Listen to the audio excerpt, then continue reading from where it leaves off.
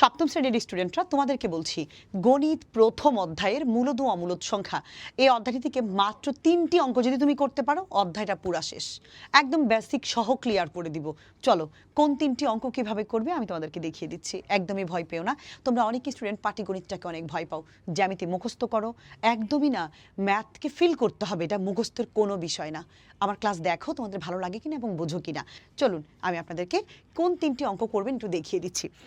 এই মূলদ ও অমূলদ অধ্যায়টির মধ্যে একদম প্রথম যে অধ্যায়টা 1.1 আছে, যেখানে এখানে 3 ধরনের 3টা অঙ্ক। একটা অঙ্ক হচ্ছে আমি আপনাকে বলবো বর্গমূল করতে হয় আমাদের। নর্মালি অধ্যায়টা বর্গমূল নিয়ে।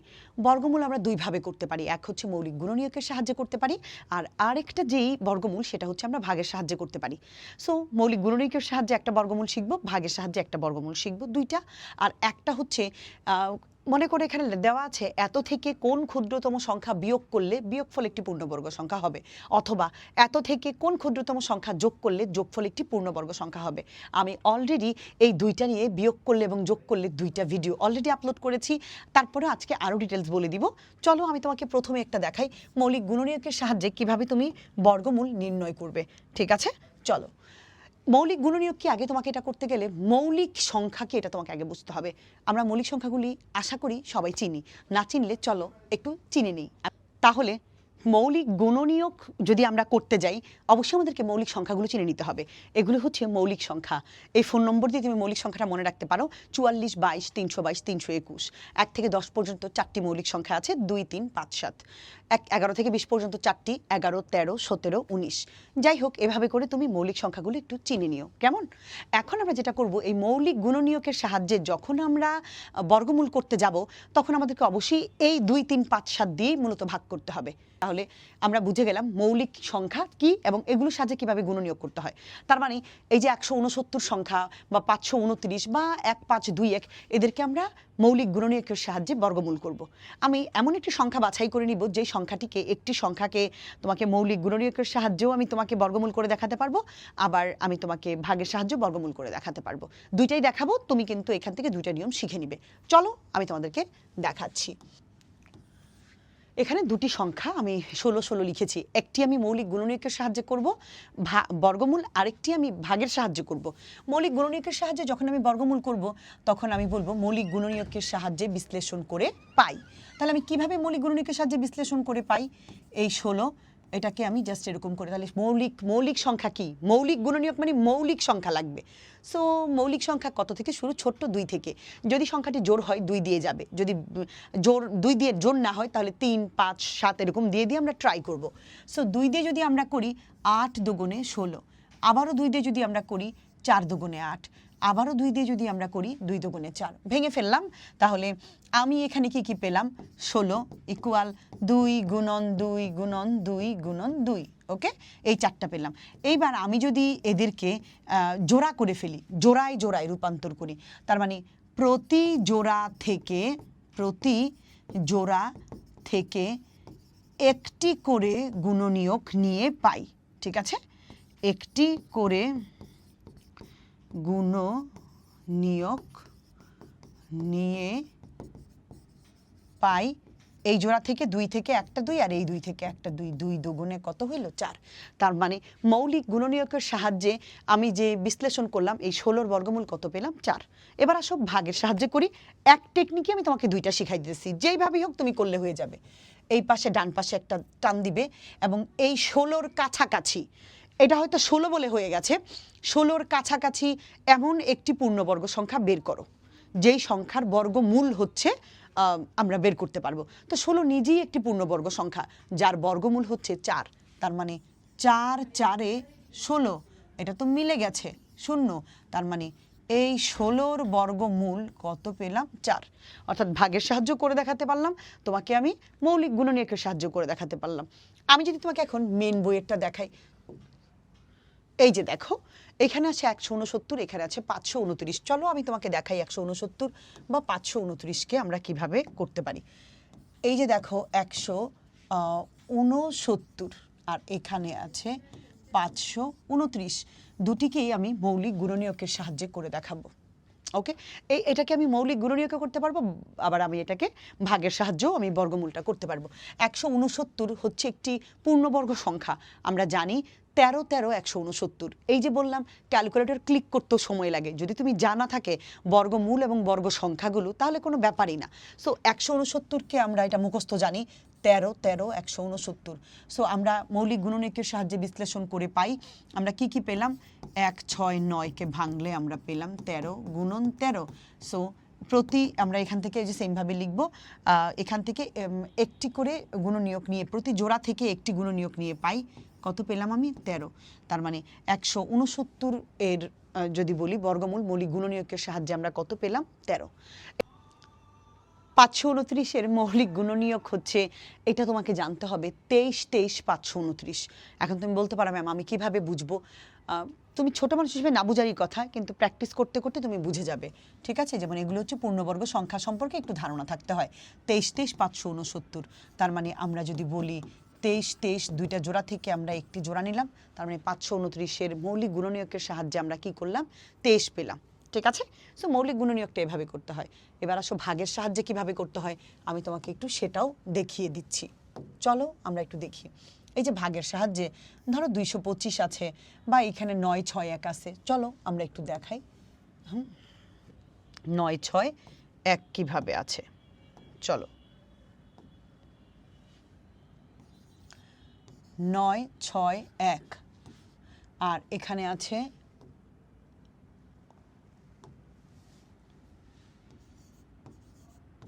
225। চলো ভাগের সাহায্যে করব দুইটা কি, ঠিক আছে। একটা এবার আর মৌলিক গুণনীয়ক করব না, তো ভাগের সাহায্যে যখন আমি মৌলিক গুণনীয়ক করব একটা সিস্টেম চলে গেল মৌলিক গুণনীয়ক, আরেকটা হচ্ছে ভাগের সাহায্যে। তো আমি প্রথমে এদেরকে ডান পাশে দাগ দিয়ে এদেরকে জোড়া করে ফেলবো, তাহলে একটা জোড়া আর এটা জোড়া ছাড়া, দুইটা মিলে একটা জোড়া। আবার এখানেও আমি একটা জোড়া করে ফেলবো, একটা জোড়া ছাড়া। আমাকে দেখতে হবে এই প্রথমে এইটা নিতে হবে, 9-এর চেয়ে ছোট বা 9-এর কাছাকাছি পূর্ণবর্গ সংখ্যা কত। 9 নিজেই একটি পূর্ণবর্গ সংখ্যা যার বর্গমূল হচ্ছে 3। সো আমি লিখতে পারি 3 3 এ 9, ঠিক আছে, লিখলাম। এবার এটা মুছে দিলাম। এবার আমি যেটা করব, তো যখন আমি 3 3 এ 9 করলাম হাতে কিছু নাই, নামাইলাম 6। এখন আমাকে যেটা করতে হবে একবারে জোড়া নামাইতে হবে এই ক্ষেত্রে, তো নামাইলাম জোড়া। জোড়া নামানোর পরে এইখানে যে 3 লিখেছি 3-এর ডাবল লিখবো এই জায়গায়। সো 3-এর দ্বিগুণ কত, 3 দুগুণে 6। 3 3-এ কিন্তু 9 না, 3-এর 2 গুণ, 3 দুগুণে 6। ভালো কথা 6 দিলাম, 6-এর সাথে এমন একটি সংখ্যা দিতে হবে যেই সংখ্যাটি এখানেও দিতে হবে, দিলে এই সংখ্যাটার সমান হবে, অবশ্যই মিলতে হবে।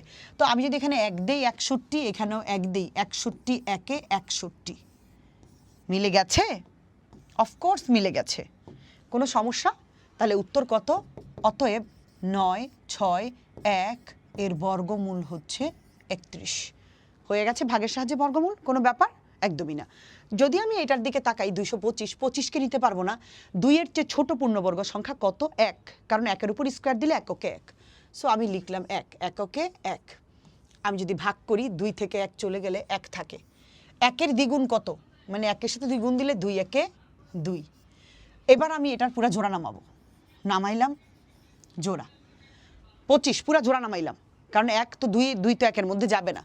তো জোড়া নামানোর পরে এবার এখানে এমন একটা সংখ্যা দিতে হবে যেই সংখ্যা ওখানে দিলে এবং এইখান সংখ্যাটার সাথে ওই সংখ্যাটাকে গুণ করলে 125 হবে। আমরা জানি 5 25-এ 125, এটা আমরা সবাই জানি, এটা খুবই ছোট সংখ্যা। আমি যদি এখানে 5 দিই এবং এখানেও 5 দিব, এখানে যা দিব এখানে তাই দিব। এবার 5 25-এ 125, ব্যাস মিলে গেছে। তাহলে অতএব 2 2 5, এইটাকে আমি কত পেলাম 15, তার মানে 15 15 কত 225। এখন যদি আমাকে বলতো এই 225কে তুমি মৌলিক গুণনীয়কের সাহায্যে করো, হ্যাঁ আমি তাও পারতাম। আচ্ছা কিভাবে পারতাম চলো তোমাকে একটু দেখাচ্ছি। দেখো এই 225 সংখ্যাটিকে এবার আর ভাগের সাহায্যে বলেনি, এবার বললো তুমি মৌলিক গুণনীয়কের সাহায্যে করো, তাও করতে পারবো। আমরা তো মুখে মুখে জানি 15 15 225 শেষ। এই যে 225, এই যে 225 ইকুয়াল 15 গুণন 15, তো ইকুয়াল প্রতি জোড়া থেকে একটি করে গুণনীয়ক নিয়ে পাই, অতএব 15 হয়ে গেছে। যেভাবে আসুক, তার মানে মৌলিক গুণনীয়ক আসলেও আমরা পারবো, ভাগের সাহায্যেও আমরা পারবো। খুব কি কঠিন, একদমই না। তাহলে দুইটা নিয়ম চলে গেল, বাকি যেটা রয়ে গেল এবার আসি আরেকটা, এই যে মৌলিক গুণনীয়ক করলা, ওইটা পারলেই না তুমি এটাও পারবা। এই কোনটা পারবা দেখো, এই অঙ্কটা তুমি পারবা। নিচের সংখ্যাগুলোকে কোন ক্ষুদ্রতম সংখ্যা দ্বারা গুণ করলে গুণফল পূর্ণবর্গ সংখ্যা হবে? নোটিস করো, গুণফল পূর্ণবর্গ সংখ্যা হবে, ভাগফল পূর্ণবর্গ সংখ্যা হবে। এগুলোর সাথে এগুলোর কোনো পার্থক্যই নেই। এগুলো যেমন মিলে গেছে 169 মেবি, তুমি একটু চিন্তা করো, 169 যেমন এখানে মিলে গেছে, এমন একটা সংখ্যা নিবা যেটা মিলবে না, যেটা তুমি জোড়া পাবা না, একটা জোড়া বিহীন পাবা। এই যেমন ধরো আমি তো 20, হ্যাঁ ছোট্ট করে তোমাকে দেখাই, চলো এই যে 20, এই সংখ্যাটিকে আমি মৌলিক গুণনীয়কের সাহায্যে করতে চাই। 20 চলো করলাম, 2 দিয়ে দিলাম 10 দুগুণে 20, আবার 2 দিয়ে দিলাম 5 দুগুণে 10। এবার একটু নোটিস করো তুমি, জোড়া 2 গুণ 2 গুণ 5, 20কে তুমি পেয়েছো এইভাবে, একটা জোড়া পেয়েছো, তাহলে দুইটা জোড়া থেকে একটা জোড়া। এখন এই 5-এর কি কোনো জোড়া পেয়েছো? পাওনি। তাহলে এই 5-এর সাথে কত গুণ করলে আরেকটা জোড়া পাবা? অফকোর্স আরেকটা 5 গুণ করলে তুমি দুইটা জোড়া পাবা, একটা জোড়া পাবে। তার মানে এর সঙ্গে কত গুণ করলে, এই সংখ্যাটার সাথে 20-এর সাথে কোন ক্ষুদ্রতম সংখ্যা গুণ করলে, খেয়াল করো, কোন ক্ষুদ্রতম সংখ্যা গুণ করলে ওই সংখ্যাটা একটা পূর্ণবর্গ সংখ্যা হবে। তাহলে আমি এখানে যার জোড়া পাই নাই, তাহলে আমি যদি এইখানে এসে একটা 5 গুণ দিয়ে দিই, এই 5 গুণ করলেই তো এই ক্ষুদ্রতম সংখ্যা, মানে এটা ছোট আর হবে না, এই 5 গুণ করলে এই যোগ, এটা একটা পূর্ণবর্গ সংখ্যা হবে। প্রুফ চাও? হ্যাঁ দেখাই। এই যেমন ধরো এই দুইটা 5 থেকে এবার একটা 5 নিতে পারলা, 5 দুগুণে 10, তাহলে যদি 10 হইতো, তাহলে 10 10-এ কত? 100, তাহলে 100 অবশ্যই একটি পূর্ণবর্গ সংখ্যা। অফকোর্স এই সংখ্যাটা তখন 100 হইতো। আমি কি বুঝাইতে পারছি? সেম জিনিসটা, এটা যেমন তুমি জোড়া পাইছো দুইজনেরই, এখানে একটার জোড়া পাবা না, যেই জোড়াটা তুমি পাবে না ওই সংখ্যাটা গুণ করলেই গুণফল পূর্ণবর্গ সংখ্যা হবে। That's it. চলো আমি তোমাকে একটা দেখাই একদম বইয়ের মতো করে। এই যে 147, চলো 147 সংখ্যাটির সাথে কোন ক্ষুদ্রতম সংখ্যা গুণ করলে গুণফল পূর্ণবর্গ সংখ্যা হবে? চলো আমরা দেখি। প্রথমেই হচ্ছে জোর না, 2 দিয়ে যাবে না, 3 দিয়ে ট্রাই করি। 4 আর 1-এ 5, 5 7-এ 12। যদি কোনো সংখ্যার অঙ্কগুলোর যোগফল 3 দিয়ে ভাগ যায়, মানে আমরা ভাগ করতে পারি, তাহলে সংখ্যাটিকেও 3 দিয়ে ভাগ করতে পারবো। তার মানে এটা 3 দিয়ে যাবে। তাহলে 3 দিয়ে গেলে 3-এর মধ্যে তো 1 যাবে না, 14, তাহলে এটা হচ্ছে 3 5-এ 15, 3 4-এ 12, হাতে রইল 2 27, 3 9 27, 7 7-এ 49। That's it. 147 ইকুয়াল 3 গুণন 7 গুণন 7। আমরা জোড়া পেয়েছি কার? 7-এর, কিন্তু জোড়া পাইনি কার? 3-এর। তাহলে তুমিই বলো তো জোড়া হবে কত দিলে? 3 দিলে। তাহলে স্বাভাবিকভাবেই আমরা কিন্তু বলতে পারি যে এখানে 3 জোড়াবিহীন। কি লিখব? 3 হচ্ছে জোড়াবিহীন। তাই এই সংখ্যাটির সাথে 3 গুণ করলেই সংখ্যাটি একটি পূর্ণবর্গ সংখ্যা হবে। তার মানে কোন ক্ষুদ্রতম সংখ্যা? এই 3 হচ্ছে ক্ষুদ্রতম সংখ্যা, যাকে গুণ করলে গুণফল একটি পূর্ণবর্গ সংখ্যা হবে। এইবার পরের অঙ্কটা, তার মানে আমরা এই অঙ্কগুলো পারবো সেমভাবে, এরকম করে যেটা বাদ থাকবে আমরা দেখব, যেটা জোড়া পাবো না ওই জোড়াবিহীনটা গুণ করলে গুণফল পূর্ণবর্গ সংখ্যা হবে। ইয়েস, হোমওয়ার্ক রয়ে গেল। তাহলে দেখো প্যাটার্ন কয়টা শিখাইলাম তোমাকে। একটা হচ্ছে এই যে বর্গমূল, একটা হচ্ছে মৌলিক গুণনীয়কের সাহায্যে, আর একটা হচ্ছে ভাগের সাহায্যে। এখন এই মৌলিক গুণনীয়ক দিয়ে এটা করতে পারতেছে, এটা এখানে মিল লাগেছে, এখানে মিলবে না, একটা জোড়া ছাড়া তুমি পাবে, আর কিছুই কিন্তু না। এইবার আসি আমরা অন্যটাতে, কোন ক্ষুদ্রতম সংখ্যা দ্বারা ভাগ করলে ভাগফল পূর্ণবর্গ সংখ্যা হবে? সেম জিনিস, সেম ভাবে আমরা এটাকে কি করব, ওইভাবেই মৌলিক গুণনীয়কের সাহায্যে করব। করার পর যেটা বাদ থাকবে বলবো যে অত দিয়ে ভাগ করলে ভাগফল পূর্ণবর্গ সংখ্যা হবে। That's it. চলো আমি 972 তোমাকে একটু করে দেখাচ্ছি। চলো এই যে 972, চলো এখন সেম ভাবে এটা জোড়া যেহেতু 2, তো 2 দিয়ে যাবে। 4 দুগুণে 8, হাতে রইল 1 17, 8 দুগুণে 16, হাতে 1 12, 6 দুগুণে 12। আবারও সেম 2 দিয়ে যাবে, 2 দিয়ে করলে 2 দুগুণে 4, 4 দুগুণে 8, 3 দুগুণে 6। এবার অবশ্যই 3 দিয়ে যাওয়ার কথা।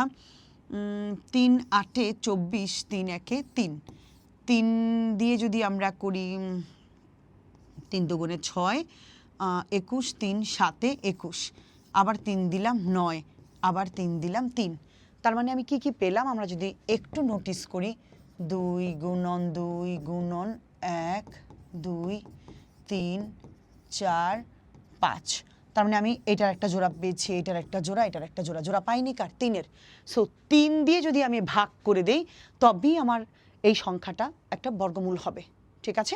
জাস্ট 972-কে যদি আমি 3 দিয়ে ভাগ করি। প্রুফ চাও? চলো আমি দেখাই। 972-কে 3 দিয়ে আমি ভাগ করে দিই। চলো আমরা ভাগ করি। ঠিক আছে? নর্মালি 3 3-এ 9, নামাইলাম 7, 3 দুগুণে 6, হাতে রইল 1, 12, 3 4 12 মিলে গেছে। তাহলে কত হইল এটা? 324। 324 অবশ্যই একটি পূর্ণবর্গ সংখ্যা। কিভাবে বলতে পারি? 18 18 324। এই যে দেখো 18 গুণন 18 এই হচ্ছে 324 হয়েছে।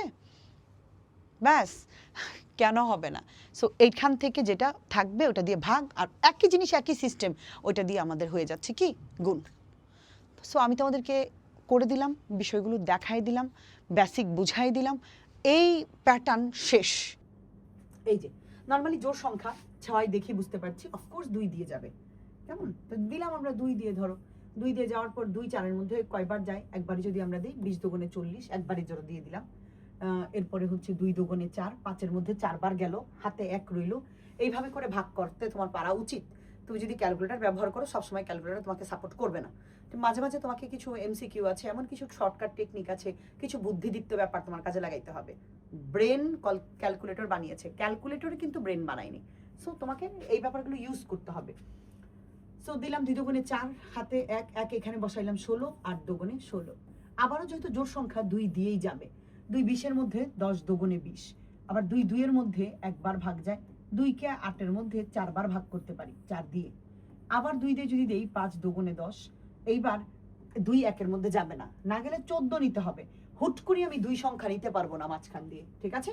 তখন আমাকে এই 2 ঘর বাদ দিয়ে যখন আমি 2 ঘর নিয়ে নিব, তা যায় না মানে 0 বার যায়, নর্মালি বললে এটা 0 বার যায়। তো 2 14 এর মধ্যে 7 দুগুণে 14। এবার আমরা দেখব 507 কতবার যায়। এটা 3 দিয়ে যাবে, 3 দিয়ে গেলে 3 7 21, 3 9 27। আচ্ছা আমরা একটু একবার দেখি, 3 1 3, 5 এর মধ্যে 3 পর্যন্ত পড়লাম, হাতে রইল কত? 2, মনে মনে 2 বসাইলে 20। তাহলে 3 20 এর মধ্যে কয়বার যায়?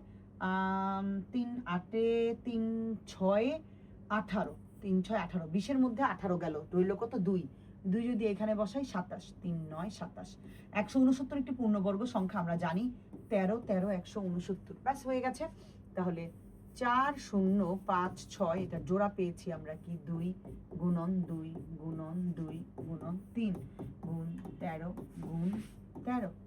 ব্যাস, আমরা 13 এর একটা জোড়া পেয়েছি, 2 এর একটা জোড়া পেয়েছি। জোড়া পাইনি এই 2 এর একটা, এই 3 এর একটা, তার মানে 2 আর 3 যদি জোড়া পাই নাই, তাহলে 2 আর 3ই লাগবে, 3 দুগুণে 6, তার মানে আলটিমেটলি এই 6 আমরা পাইনি। তাহলে এখানে বলতে পারি 6 জোড়াবিহীন। 6 হচ্ছে জোড়াবিহীন, তার মানে 6 দিয়ে গুণ করলে এই সংখ্যাটি কি হবে? একটি, তো ভাগের, 6 দিয়ে যদি ভাগ করি সেই ভাগফল যেটা হবে সেটা হবে একটি পূর্ণবর্গ সংখ্যা। তুমি প্রুফ চাও? আমি তোমাকে প্রুফ দেখাতে পারি, চলো প্রুফ দেখিয়ে দিচ্ছি। 4 0 5 6 কে 6 দিয়ে ভাগ করতে দেখাই, চলো। 6 4 এর মধ্যে যাবে না, যেহেতু ছোট, তাহলে 2 সংখ্যা নিতে হবে। 40, 6 40 এর মধ্যে গেলে 6 7 42, বেশি হয়ে যায়। 6 6 36 দিলাম, 36 রইল 4। তো 6 তো 4 এর মধ্যে যাবে না, 1 নামাইলাম 45, 6 7 42 রইল বিয়োগ 3, নামাইলাম 6 6 6 36, তার মানে 676। এই সংখ্যাটিকে যদি আমরা বর্গমূল করি তাহলে আমরা কত পাই? চলো তো একটু দেখি এই সংখ্যাটি কত কত। 676, ঠিক আছে?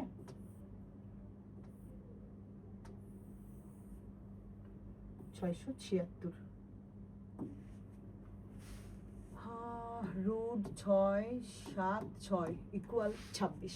তার মানে এই সংখ্যাটি অবশ্যই অবশ্যই একটি পূর্ণবর্গ সংখ্যা, কারণ তাকে বর্গমূল করে 26 পেয়েছি। এটা তুমি আবার কইরো না, এটা আমি তোমাকে বোঝানোর জন্য দিয়েছি, ঠিক আছে? যদি আমি পরের অঙ্কটা তোমাকে একটু দেখাই, 2 1 9 5 2 তোমাদের পারার কথা, ক্যালকুলেটর ব্যবহার না করে মুখে মুখে করবে আমি আশা করি। 2 দিয়ে যদি করি, 2 2 এর মধ্যে একবার যায়, ভালো কথা। 2 যদি একবার যায় তাহলে পরের 1 যায় না, ঠিক আছে? ছোট সংখ্যা তো আমরা একটু বড় করি, 2 2 এর মধ্যে যায়, আমরা একবার দিতে পারি।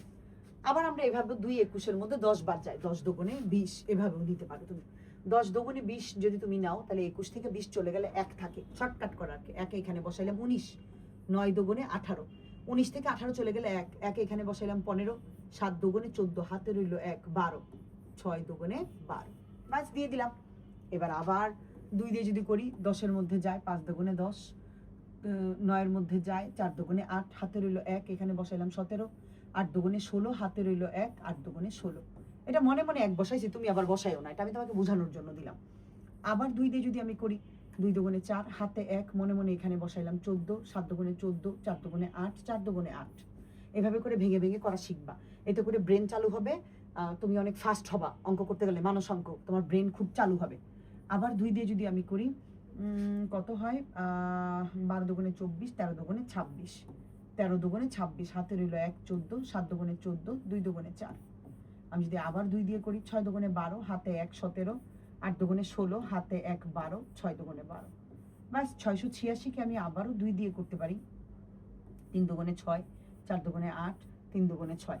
343কে আমি 7 দিয়ে করতে পারি, এটা হচ্ছে 7 49-এ 343, 7 7 49। ব্যাস আমি পেয়ে গেছি সংখ্যাটা। এবার আমি যদি একটু এইভাবে করে লিখতে চাই, তুমি লিখো 2 1 9 5 2 ইকুয়াল, আমি কি কি পেয়েছি, 1 2 3 4 5 6, আমি 2 পেয়েছি 6টা, 3 4 5 6 গুণন আমি 7 পেয়েছি 3টা। তাহলে আমি যাদেরকে জোড়া পেয়েছি জোড়া করে ফেলবো, আর যাদের জোড়া পাই নাই, ওকে, ভালো কথা। এখন এই যে একজন আছে 7, এইটা জোড়াবিহীন, তার মানে এই 7 দিয়ে যদি আমি ভাগ করি, তাহলে উক্ত ভাগফলটি অবশ্যই পূর্ণবর্গ সংখ্যা হবে। ব্যাস, পারবে। বই যতগুলো ছিল আমি করে দিয়েছি তোমাদেরকে। এইবার চলো আমাদের করার পালা কোনটা। এই গেল নিয়ম। তার মানে আমরা যদি বলি এই জায়গা থেকে তোমাকে একটু দেখাই, এই 1 পারলে 1-এর সাথে মৌলিক গুণনীয়কের সাথে 3 এবং 4 সম্পর্কে 1 3 4। আর তুমি যদি ভাগের সাহায্যে বর্গমূল করতে পারো, এইটার সাথে এইটা আর এইটার সম্পর্ক। সো আমি সর্বোচ্চ যদি তোমাকে বলি, এক হিসাব করলে এখানে মোট 2টা টাইপই, 3টাও হয় না। আর এই 2টা নিয়ে আমি আলাদা করে ভিডিওই দিয়েছি, আলাদা করে আমি ভিডিও দিয়েছি, এটা নিয়ে একটা ভিডিও, এটা নিয়ে একটা আলাদা ভিডিও হয়ে গেছে। এমনকি হাতি ঘোড়া কেন পারবে না? সবার জন্য শুভকামনা।